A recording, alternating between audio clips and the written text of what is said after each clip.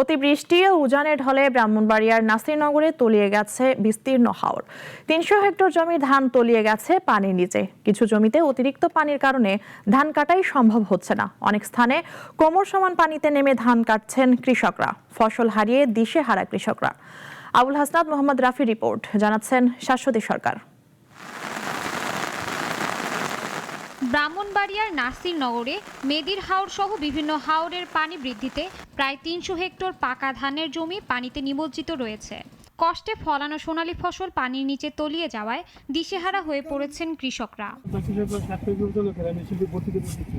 ফসল বাঁচাতে প্রাণান্তর চেষ্টায় চাষিরা। কোথাও কোমর পানি, আবার কোথাও বুক সমান পানিতে নেমে ধান কাটছেন তারা। বাড়তি খরচ গুনে শ্রমিক নিয়েও ধান কাটতে ছুটছেন অনেকে। এদিকে যেসব জায়গায় ধান কাটা হচ্ছে সেগুলো রোদের অভাবে শুকাতে না পারায় নষ্ট হওয়ার উপক্রম। এমন অবস্থায় বড় ধরনের ক্ষতির শঙ্কায় দিন কাটছে কৃষকদের। কৃষকরা জানান, অধিকাংশরাই ধার দেনা করে সুদের উপর চাষাবাদ করছিলেন। পানির ঢলে সব হারিয়ে তারা এখন নিঃস্ব হওয়ার পথে। সোনার ফসল সব দিয়ে এখন গেছে তোলে। এই ফ্যামিলি লিয়ে কিভাবে চলুম এই দুর্দিন। দ্বিতীয়বার আইসে পানি আবার পরে তখন খুব কষ্ট করে আমরা ধান উড়াইতেছি। অনেক ধান থাকবো পানি চলে উড়াইতেতাম না বলতে। কোনো মতে ধান বাঁচাই এখনো ধান দিয়ে নিতেছি।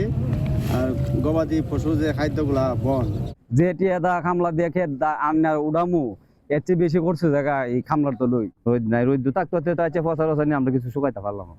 কলাত গেলে 500 টাকা মন এও নিতেছে না। এই যে আমরা টাকা পয়সা খরচ করে এই আমরা ধান করছে, এই ধান তো আর নিতে পারে না। কৃষি বিভাগ বলছে ক্ষতিগ্রস্ত কৃষকদের তালিকা প্রণয়নের কাজ চলছে। বোরো ধান সংগ্রহ মৌসুমে ক্ষতিগ্রস্ত কৃষকদের অগ্রাধিকার দেয়া হবে বলে জানান এই কর্মকর্তা। খাদ্য গোদামে সরকারি মূল্যে ধান কেনা হচ্ছে। যারা ক্ষতিগ্রস্ত হয়েছে আমরা তাদেরকে অগ্রাধিকার ভিত্তিতে যেন ধান কিনতে পারি সেই বিষয়ে উপজেলা প্রশাসন সহ আমরা এই ধান ক্রয় তালিকা প্রস্তুত সহ আমরা সার্বিকভাবে কৃষকের পাশে সর্বক্ষণ থেকে আমরা কাজ করে যাচ্ছি।